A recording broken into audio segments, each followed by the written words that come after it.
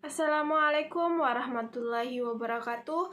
Perkenalkan, nama saya Alifka, NIM 2204045010009 dari kelas C, jurusan Psikologi Pendidikan dan Bimbingan, Prodi Bimbingan Konseling, Fakultas Ilmu Pendidikan, Universitas Negeri Makassar, Angkatan 2022.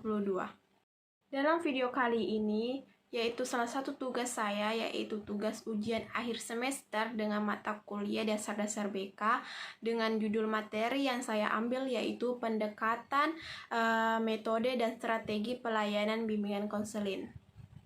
Sebelum itu, saya akan menjelaskan terlebih dahulu pengertian dari bimbingan konseling, di mana dalam bimbingan konseling merupakan salah satu bentuk ataupun merupakan bantuan yang diberikan oleh seseorang konselor kepada individu atau klien yang mengalami masalah baik pribadi, sosial, belajar, karir dengan harapan klien mampu membuat pilihan dalam hidupnya dengan benar dan juga tepat dalam mengatasi masalah di dalam kehidupan mereka. Bimbingan konseling adalah serangkaian proses kegiatan yang fakul utamanya adalah memberikan bantuan yang diberikan oleh ahli dalam bidang konseling melalui tatap muka, baik secara individual ataupun kelompok, dengan memberikan pengetahuan dalam mengatasi sesuatu masalah yang dihadapi oleh seseorang tersebut. Dengan itulah bimbingan konseling atau konselor akan mengatasi masalah tersebut dan juga membantu mereka dengan sebaik-baik mungkin. Adapun guru BK yang bertugas sebagai guru yang memberikan bimbingan serta konseling dalam menuntaskan masalah dan menyelesaikan masalah yang terjadi di dalam sekolah serta mencari jalan keluar apabila siswa mengalami masalah. Bimbingan konseling bukan saja berlaku di dalam sekolah, tapi juga berlaku di luar sekolah juga, seperti di lingkungan masyarakat dan sebagainya, di mana konselor akan mengatasi dan membimbing masalah-masalah dan membuat masalah tersebut terselesaikan. Begitu pula dengan tugas guru BK di dalam sekolah, yaitu membantu siswa yang mengalami kesulitan dan membimbing mereka menjadi lebih baik lagi. Dan juga guru BK ini merupakan sahabat siswa di dalam sekolah dalam mengatasi dan juga tempat curhat seorang siswa. Itulah merupakan salah satu fungsi dan tugas guru BK di dalam sekolah, yaitu menjadi sahabat, teman, dan juga teman curhat siswa di sekolah dan sebagainya. Konselor atau guru BK bertujuan untuk membantu semua peserta didik agar memperoleh perkembangan yang normal, baik mental yang sehat dan memperoleh dasar keterampilan hidup, atau dengan kata lain membantu peserta didik agar mereka dapat mencapai tujuan-tujuan perkembangan dan juga tugas-tugas yang ada di dalam sekolah maupun di luar sekolah. Itu akan membantu siswa atau peserta didik dalam proses perkembangan mereka dan juga proses apa yang ingin mereka capai untuk terselesaikan dengan baik dan sebaik mungkin.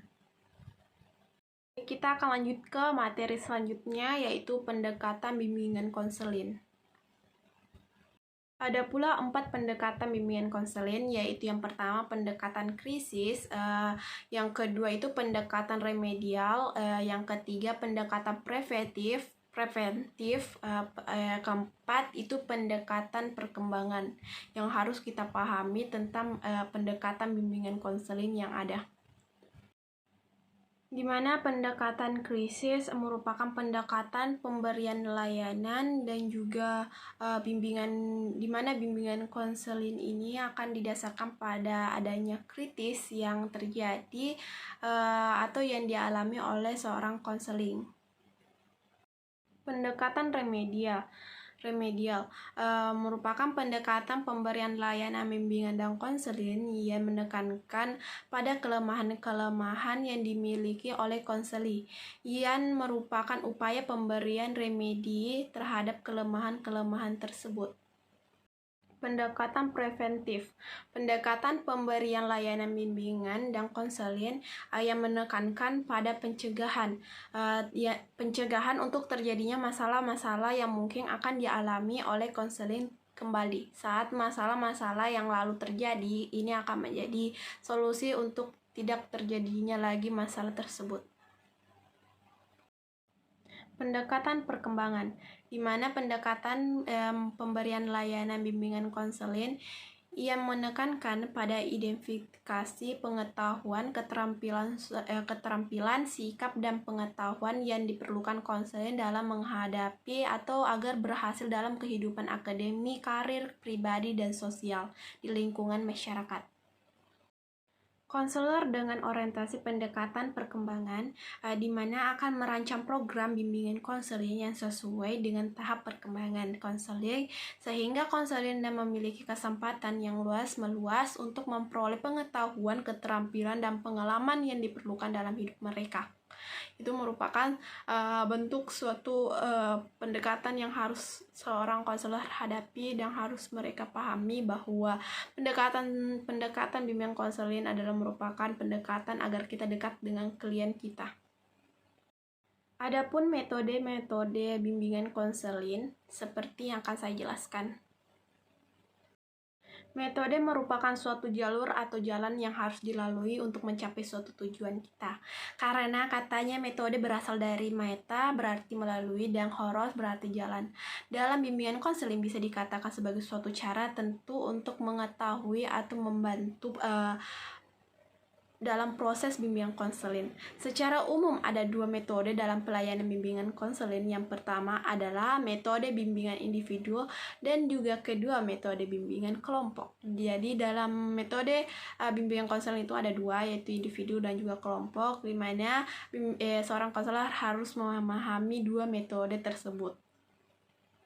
Adapun teknik yang harus dilakukan selama proses konseling kelompok adalah membuka ketertutupan konseling, konfrontasi, umpan balik, dan juga harapan, kesiapan menghadapi risiko dan kepercayaan, terbuka dan menerima kekuatan, kompetensi kognitif, kompetensi untuk berubah, kebebasan, di mana di dalam bimbingan konseling berkelompok ini atau metode tersebut, di mana dalam satu kelompok itu bukan hanya ada satu orang tapi ada banyak sampai 7 orang di dalam satu kelompok itu, dan juga harus mempunyai teknik-teknik dan juga wawasan yang luas dalam menghadapi hal tersebut.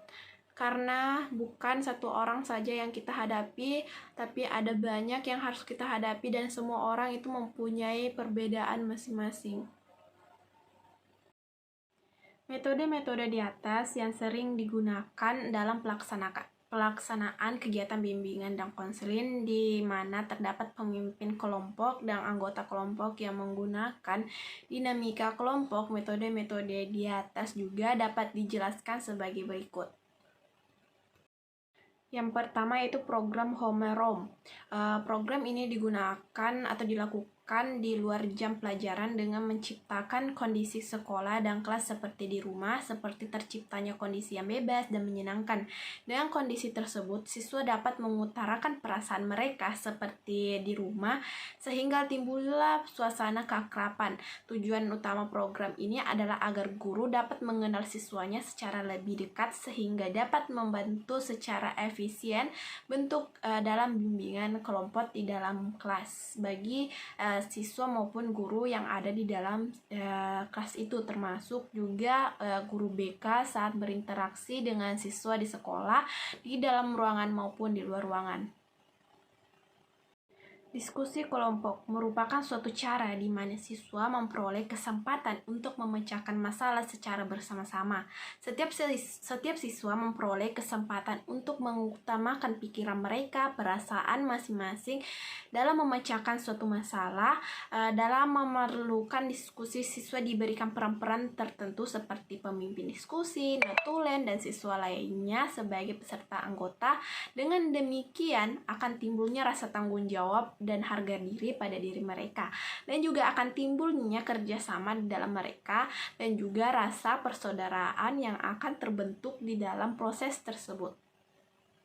organisasi siswa khususnya di lingkungan sekolah maupun di luar sekolah atau madrasah juga bisa dapat menjadi salah satu teknik dalam bimbingan kelompok melalui organisasi siswa yang banyak masalah-masalah siswa yang baik sifat individu maupun kelompok yang dapat dipercerahkan atau dipercayai melalui organisasi siswa. Para siswa memperoleh kesempatan untuk mengenal berbagai aspek kehidupan, mengaktifkan siswa dalam organisasi siswa, dapat mengembangkan bakat mereka dan juga rasa tanggung jawab serta kemampuan mereka. Karya wisata dilaksanakan dengan mengunjungi dan mengadakan peninjauan pada objek-objek yang menarik berkaitan dengan pelajaran tertentu. Mereka akan mendapatkan informasi yang mereka butuhkan. Hal ini akan mendorong aktivitas menyesuaikan diri, kerjasama, tanggung jawab, percaya diri, serta mengembangkan bakat dan minat-minat mereka, serta cita-cita yang mereka impikan di masa depan. Pengajaran remedial merupakan suatu bentuk pembelajaran yang diberikan kepada seseorang atau beberapa orang siswa untuk membantu dalam kesulitan belajar yang mereka hadapi. Pengajaran remedial merupakan salah satu teknik pemberian bimbingan kelompok yang dapat dilakukan secara kelompok maupun individu, termasuk di mana kesulitan belajar akan dihadapi oleh peserta didik, dan disitulah peran guru BK dalam membuat metode untuk membantu perkembangan pembelajaran peserta didik. Di dalam bimbingan konseling individu ada konsep retributive counseling yang menggunakan metode ini dalam proses yang aktif ataupun paling berperan dalam konselor.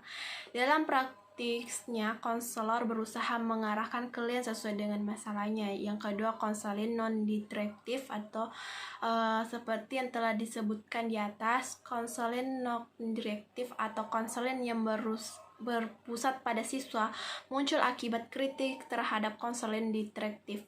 Konseling berpusat pada konselor. Ketiga, konseling elektif, kenyataan bahwa semua teori cocok untuk semua individu, semua masalah siswa, semua situasi konselor siswa, di mana siswa di sekolah atau di madrasah memiliki tipe-tipe kepribadian yang tidak sama dan tidak boleh disamakan juga. Semua kepribadian orang itu berbeda-beda, dan sebagai seorang konselor atau guru BK harus mempunyai metode dalam bimbingan konseling individu, karena dalam satu lingkungan sekolah itu kita akan menghadapi satu persatu siswa yang ada di dalam sekolah maupun di luar sekolah.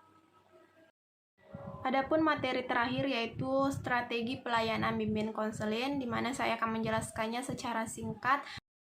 Adapun strategi layanan bimbingan konseling yang diberikan kepada siswa yaitu layanan dasar berupa kegiatan asesmen kebutuhan layanan, bimbingan klasikal, bimbingan kelompok, dan penggunaan media identifikatif.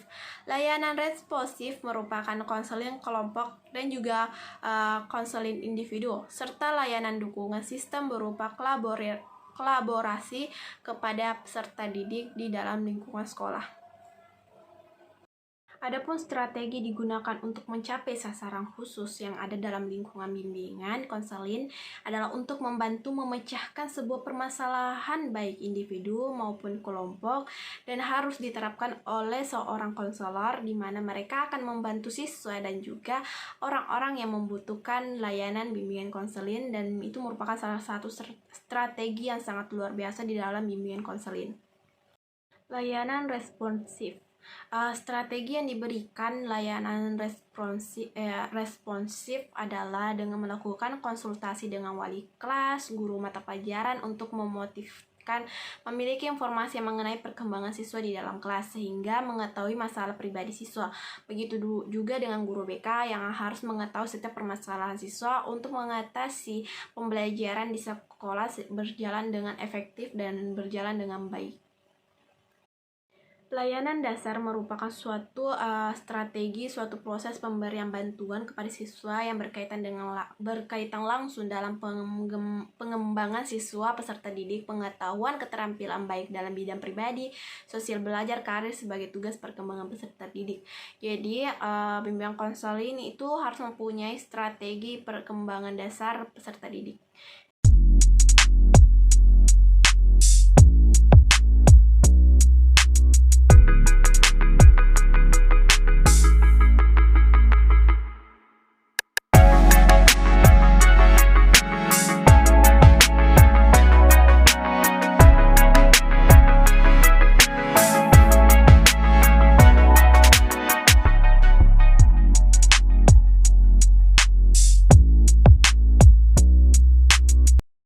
tadi pemaparan materi dari saya. Saya mengucapkan banyak terima kasih dan memohon maaf bila ada yang kurang atau kesalahan saya dalam mengucap.